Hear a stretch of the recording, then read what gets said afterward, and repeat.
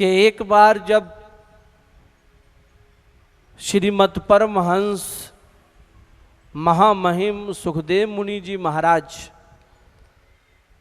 व्यासपीठ पर सिंहासन पर विराजमान हुए, अपने परम प्रिय शिष्य धर्मनिष्ठ राजा परीक्षित को आत्मज्ञान देने के लिए, ब्रह्म ज्ञान देने के लिए, भगवत कथा सुनाने के लिए, तो देवता लोग जो थे ना, वो अमृत का कलश लेकर आ गए और सुखदेव मुनि जी को कहने लगे, सुखदेव मुनि जी महाराज, हम देवता लोग स्वर्ग से आए हैं आपके पास और हमारी विनती है, हमारी प्रार्थना है, करबद्ध हाथ जोड़ के आपके श्री चरणों में,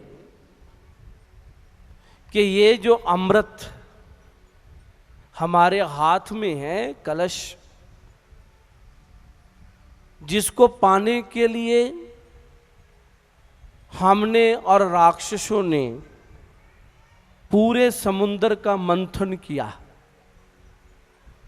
कितना प्रयास, कितना श्रम, कितनी मेहनत हमने की अमृत को पाने के लिए।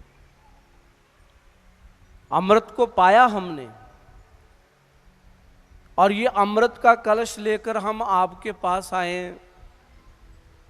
ये जो अमृत है ये हम राजा परीक्षित को दे देते हैं। राजा परीक्षित इस अमृत को पीकर अमर हो जाएंगे, मृत्यु का डर खत्म हो जाएगा।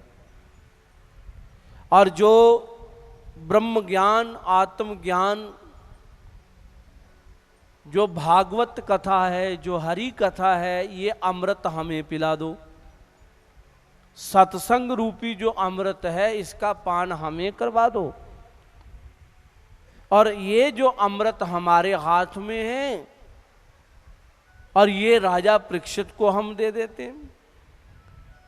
सुखदेव मुनि जी महाराज हंसने लगे और मुस्कुराते हुए बोले, क्या देवताओं, तुम बड़े चतुर हो, बड़े चालाक हो, और मैं भली भांति इस बात को जानता हूं, तुम कभी घाटे का सौदा नहीं करते। जहां पर तुम्हें बेनिफिट होता है, लाभ होता है, वहां पर ही आप जाते हो। अरे जिस अमृत को पाने के लिए आपने इतनी मेहनत की, इतने दिन लगाए, ये अमृत इतनी आसानी से तुम राजा परीक्षित को नहीं दे सकते।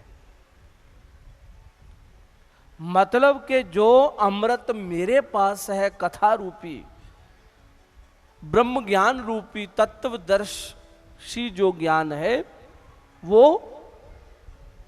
बड़ा है और तुम्हारा जो अमृत है ये छोटा है। मुझे ये बताओ, कांच और कंचन में कितना अंतर होता है? कहते बहुत अंतर होता है। कांच तो कांच होता है और कंचन तो कंचन होता है महाराज। कांच की क्या वैल्यू होती है? कंचन की, सोने की वैल्यू होती है। कहते तुम्हारा जो अमृत है ना देवताओं, ये कांच है, और जो मेरे पास सत्संग रूपी अमृत है, आत्मज्ञान है, ब्रह्म ज्ञान है, वो एक कंचन के समान समझो। इसलिए तुम यहां पर सौदा करने के लिए आए हो, तुम यहां पर व्यापारी बन के आए हो, तो तुम्हें अधिकार नहीं है सत्संग में बैठने का। यहां से जाओ। अब देवता लोग पुनः प्रार्थना करने लगे, सुखदेव जी हमें क्यों भेज रहे हो? कितने बड़े बड़े यज्ञ होते हैं और उस यज्ञों में इंद्र आदि जितने भी देवता हैं सबका आवाहन होता है, सब देवताओं को बुलाया जाता है। हम तो बिना बुलाए तुम्हारे पास आए हैं। हमें कोई भी आपने निमंत्रण नहीं दिया, कोई सद्दा नहीं भेजा आपने, बिना बुलाए आपके पास हम आए और आप हमें भेज रहे हो। हम यहां पर रहेंगे तो आपको लाभ ही होगा। हमारी तरफ देखकर कई लोग यहां पर एकत्रित हो जाएंगे, कई लोग यहां पर आ जाएंगे कि देवता लोग सुखदेव जी के पास बैठे हैं सत्संग सुनने। सुखदेव मुनि जी कहते देखो सत्संग जो होता है ना, ये श्रद्धावान लोगों के लिए होता है। श्रद्धावान लभते ज्ञानम तत्प्रह संयतीन्द्रियः। जो श्रद्धावान व्यक्ति होता है वही ज्ञान का अधिकारी होता है। जिसके अंदर श्रद्धा ही नहीं है वो कैसे ज्ञान को प्राप्त कर सकता है? किसी महापुरुष के पास जाना और महापुरुष के पास बैठकर श्रद्धा रखना, वो सच्चे गुरुमुख की पहचान होती है, वो सत्संगी की पहचान होती है। और यदि हम महापुरुषों के पास अभिमान लेकर, अहंकार लेकर आएंगे, अपनी विद्या का अहंकार लेकर आएंगे, अपनी जाति का अहंकार लेकर आएंगे,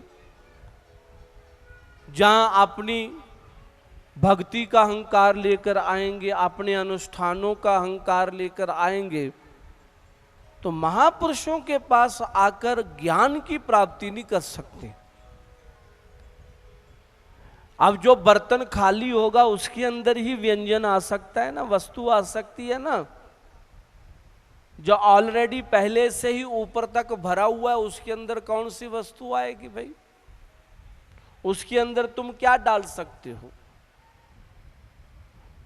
ऐसे ही महापुरुषों के पास जो मन रूपी बर्तन है इसको खाली करके आना पड़ता है। संत मिलन को चलिए तज माया अभिमान, यूं यूं पग आगे धर है कोटि यज्ञ समान। संतों के पास आने का लाभ ही होता है, नुकसान कोई नहीं होता। अब देखो लाभ कितना बड़ा, कितना महान है। कहते संत मिलन को चलिए, कि जब आप घर से निकले संतों को मिलने के लिए तो त्यज माया अभिमान, माया को अभिमान को त्याग के जाना। जो तमोगुण तुम्हारे अंदर है, जो रजोगुण तुम्हारे अंदर है उसका परित्याग करके जाओ। और जब तुम महापुरुषों के पास अभिमान का त्याग करके, माया का त्याग करके जाओगे तो जितने कदम तुमने घर से महापुरुषों को मिलने के लिए लगाए उतने यज्ञों का फल तुरंत तुम्हें प्राप्त हो जाएगा, तुरंत तुम्हें मिल जाएगा। हाँ,